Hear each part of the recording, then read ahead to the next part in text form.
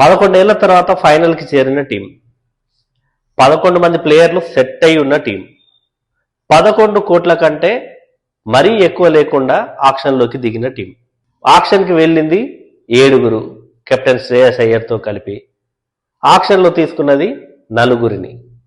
మరి ఆ టీం పెద్దగా చేయాల్సిందేమీ లేదు. ఆ టీం మీద ఎవరికి కూడా పెద్దగా హైప్ లేదు. అంటే ఆక్షన్లో హైప్ లేదు, వీళ్ళని తీసుకుంటుందా వాళ్ళని తీసుకుంటుందా అన్న హైప్ లేదు. దాని తగ్గట్టుగానే వాళ్ళు కూడా 4 తీసుకొని మమ అనిపించేశారు. ఆ 4లో కూడా కూపర్ కనోలీ కొంచెం టాక్ ఆఫ్ ద ప్లేయర్గా, టాక్ ఆఫ్ ద ఆక్షన్గా నిలిచాడు, ఎస్పెషల్లీ పంజాబ్ సర్క్యూట్లో. ఆ తర్వాత ప్రవీణ్ దుబే అని, సో 2 డొమెస్టిక్ ప్లేయర్స్ని తీసుకున్నారు, విశాల్ నిషాద్, ప్రవీణ్ దుబే. ఈ 2 కూడా బ్యాటింగ్ చేయగలుగుతారు and leg break, 2 leg break బౌలర్లు. అంటే వీళ్ళు అంత ప్రూవెన్ బౌలర్స్ ఏమీ కాదు డొమెస్టిక్ కాబట్టి. సో వీళ్ళనైతే టీంలో యాడ్ చేసుకున్నారు, ఎందుకంటే వాళ్ళకి ఆల్రెడీ సెటప్ టీం ఉంది కాబట్టి పంజాబ్ కింగ్స్కి. మరి వీళ్ళు యాడ్ అయిన తర్వాత పంజాబ్ టీంకి అయ్యే అడ్వాంటేజ్ ఏముంటుంది? ఇంపాక్ట్ ప్లేయర్లో ఎవరన్నా ఇంపాక్ట్ చూపించే వాళ్ళు ఉంటారా? వీళ్ళ సెటప్ ఎలా ఉంటుంది? ఇప్పుడు అందరి డిస్కషన్ అదే, పంజాబ్ ఎవరిని తీసుకుంది అన్నది కాదు, తీసుకున్న వాళ్ళని ఎక్కడ యూటిలైజ్ చేసుకుంటుంది అన్న దాని గురించే మాట్లాడుకోవాలి. సో ముఖ్యంగా Cooper Connolly Australian batting all rounder. So తను లోయర్ డౌన్ ద ఆర్డర్లో ఆడగలడు, లెఫ్ట్ ఆర్మ్ స్పిన్ వేస్తాడు, ఆర్థోడాక్స్. సో కాబట్టి మరి అతను ఎంతవరకు హెల్ప్ఫుల్ అవుతాడు పంజాబ్ కింగ్స్కి అన్నది ఇంపార్టెంట్.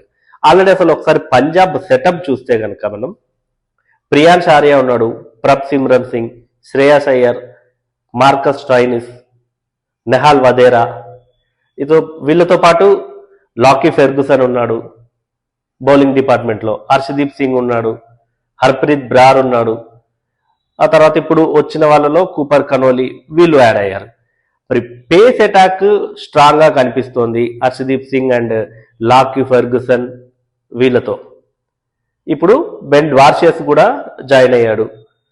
అయితే వీళ్ళకున్న ఒకే ఒక్క spinner Yuzvendra Chahal, important spinner Yuzvendra చాహలే ఉన్నాడు. హర్ప్రీత్ బ్రార్ తీస్తాడు, తనదైన రోజున బాగానే వికెట్లు తీస్తాడు, కానీ అతనంతా ప్రూవెన్ బౌలర్ అయితే కాదు హర్ప్రీత్ బ్రార్. సో వీళ్ళ స్పిన్ డిపార్ట్మెంట్ లో కొంచెం స్లైట్ గా యుజ్వేంద్ర చహల్ మీద ఎక్కువ బర్డన్ పడే ఛాన్స్ ఉంది. ఇక ఇంకో ఏరియా ఏముంది వీళ్ళది చెక్ చేసుకోవాల్సింది అంటే వికెట్ కీపర్. వికెట్ కీపర్ల విభాగంలో వీళ్ళకి బ్యాకప్ ఎక్కువగా లేదు. అంటే ఉన్నది ప్రభ్ సిమ్రన్ సింగ్ ఉన్నాడు, ప్రభ్ సిమ్రన్ సింగ్ తర్వాత విష్ణు వినోద్ ఉన్నాడు యంగ్స్టర్. మరి విష్ణు వినోద్ ఒకవేళ ప్రభ్ సిమ్రన్ సింగ్ ఇంజురీ అయితే విష్ణు వినోద్ ఆ ప్లేస్ ని భర్తీ చేయగలుగుతాడా, అంత ఎఫెక్టివ్ గా ఆడగలుగుతాడా అన్నది ఇక్కడ చూడాల్సినటువంటి విషయం. ఎందుకంటే వీళ్ళు బ్యాకప్ వికెట్ కీపర్ ని చాలా మంది వచ్చారు ఆప్షన్ లో, వాళ్ళలో ఎవరినైనా ఒకరిని బాగా పిక్ చేసుకొని ఉంటే బాగుండేదని నాకు అనిపించింది.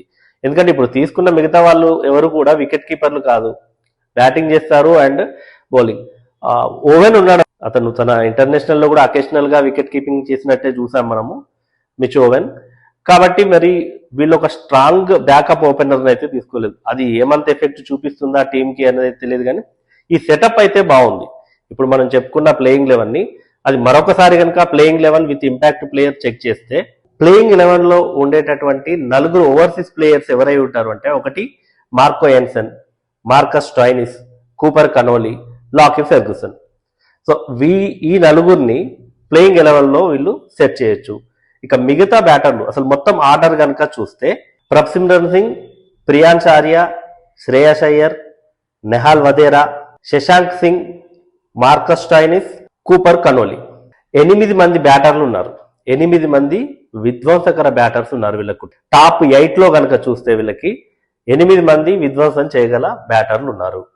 సో కాబట్టి వీళ్ళ బ్యాటింగ్ కి పెద్దగా వచ్చినటువంటి ఇబ్బంది ఏం లేదు. లాస్ట్ సీజన్ ఎలా అయితే ఆడారు, ఈ సీజన్ కూడా ఈ లైనప్ తో అలానే ఆడొచ్చు, వాళ్ళు సేమ్ ఫామ్ కంటిన్యూ చేయొచ్చు. ఇక మార్కో యాన్సన్ మరి తను కూడా రీసెంట్ గా మంచి ఫామ్ లో ఉన్నాడు, కాబట్టి 9 మంది ఆడే వాళ్ళను మనం యాడ్ చేసుకోవచ్చు, మార్కో యాన్సన్ ని కూడా యాడ్ చేసుకుంటే దీంట్లో. ఇక మిగిలింది Yuzvendra Chahal and Lockie Ferguson. So impact player గా వీళ్ళు ఆల్రెడీ ఈ 4ని పెట్టుకున్నారు కాబట్టి ఓవర్సీస్ ప్లేయర్స్ ని హర్ప్రీత్ బ్రార్ ని తీసుకోవచ్చు.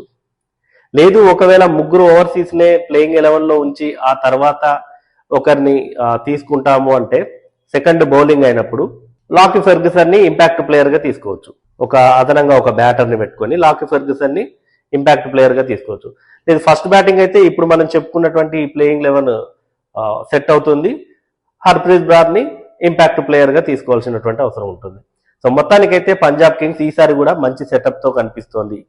మరి పంజాబ్ కింగ్స్ ప్లేయింగ్ 11 ఎలా ఉండబోతుందని మీరు అనుకుంటున్నారో కామెంట్ చేయండి.